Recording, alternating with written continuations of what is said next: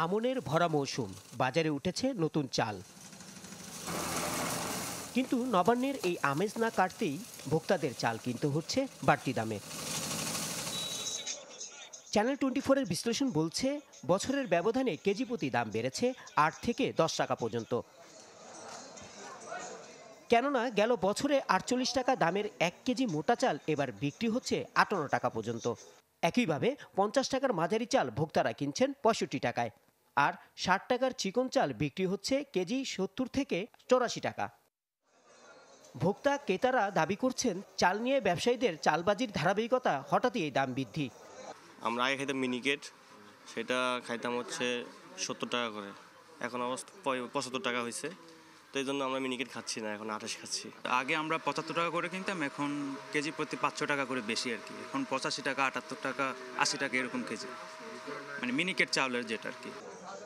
সরকার চাল আমদানিতে শুল্ক কমালেও তার প্রভাব পড়েনি বাজারে, জানিয়েছেন পাইকার ও খুচরা বিক্রেতারা।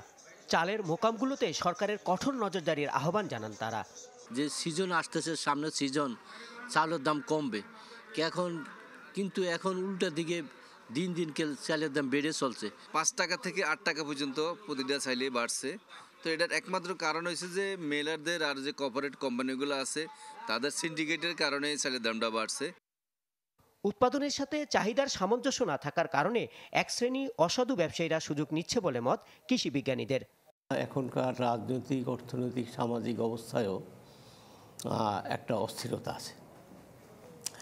তো এই অস্থিরতার সুযোগ তো ট্রেডার্সরা নেবেই, এবং সেটা নিচ্ছে। এবং আনফর্চুনেটলি এত সাপোর্ট নেওয়া সত্ত্বেও এই সরকার বাজার ব্যবস্থাপনার ব্যাপারে তেমন কোনো উল্লেখযোগ্য কিছু করতে পারেনি।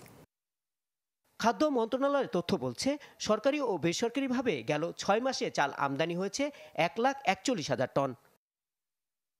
রহমান ফয়েজ, চ্যানেল 24, ঢাকা।